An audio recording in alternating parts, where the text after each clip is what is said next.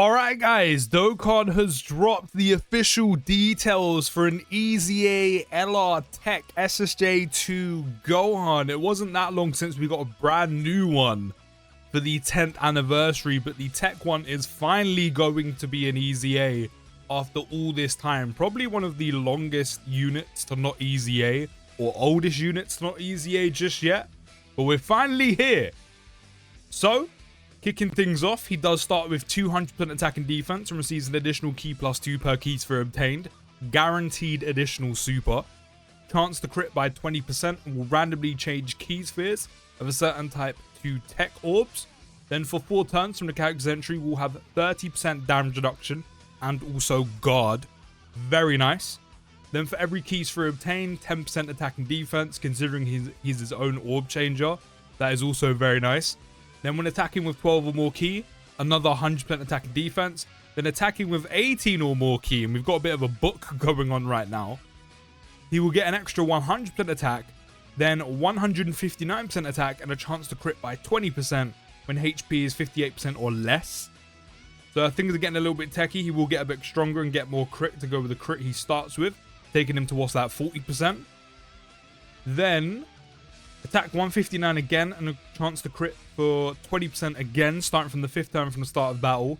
So that means you can have that 159 and 40% total crit chance as a standard. And then if you do get to 58% HP or less, if things are getting techie, that means you get a total of about, what, I would say 400 and something percent attack, which is just kind of absurd. I can't be bothered to do the maths right now. And a total of 60% chance to crit, along with the extra 100% he gets anyway on 18 key, taking him up to over 500%. And then the 100% he gets for 12 or more key, which takes him up to over 600%, with 60% chance to crit. Along with the 200% he starts with, and then whatever extra key you can get, or attack and defense you can get per orb obtained. So one thing's for certain is this Super Saiyan 2 Gohan is going to have numbers. He's going to have a lot of high stats. I can kind of tell why the damage reduction's only 30% because I don't see any more in the passive. Then 159% defense and a chance to crit by 20% again when there is another movie heroes category ally on the team, or when there is another hybrid Saiyans category ally attacking in the same turn. Quite nice how there's 2 categories and you only need 1 of those category units, which isn't that difficult to do. If you have the brand new LR Gohan, Trunks, and Goten, there is your hybrid Saiyan unit. If you want a movie heroes unit, kind of take your pick. I know there's not as many as there were, but there are still a decent amount that could trigger the movie heroes portion. Then 159% defense again and a chance to crit by 20% again. So that means this Gohan, under all of the conditions, can build up 100% chance to crit. Sure, things might be a little bit techie at 58% HP or less, but you can build up guaranteed crit. And even then, before you factor in the HP conditional part, you still have 80% chance to crit. He'll be critting more often than not, even without the full 100% chance to crit. And with all this amount of extra attack and defense he's getting, he's going to be doing a lot of damage with almost guaranteed crit majority of the time. After turn 5, this Gohan is going to be doing serious amounts of damage.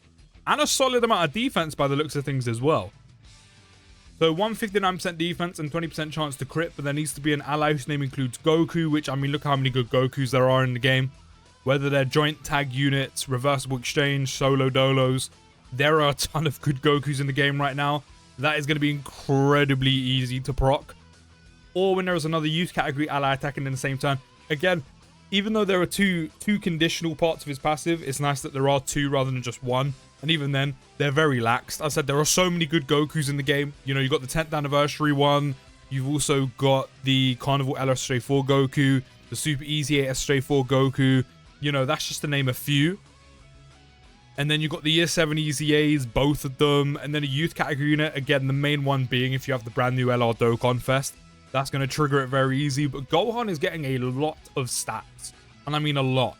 So the fact that the damage reduction and guard is only temporary, I think while you wait for turn 5, this is meant to kind of pad him out a bit, which I do like. Especially early on when, you know, units are weaker building up or just not as strong. Which Gohan doesn't really have any build up. It's just you're waiting for turn 5 get this extra 159% attack and crit chance. But then after this runs out, which I know a lot of you probably immediately go, oh, he loses his damage reduction, he loses his guard in big 2025, that's terrible. When you look at how much stats this Gohan is getting, and we haven't even got to the SA effect yet, I think he's actually going to be one of the very few units in the game, probably post-super, who's probably okay without having damage reduction, guard, or dodge. Which by all means, if you do have dupes in him and you're waiting to fill out the slots, I would definitely give him a ton of dodge, just because he's got a ton of crit anyway, a guaranteed additional. Give him more dodge, the rest an additional. But I think he's probably one of the few units who could tank probably every normal in the game for nothing.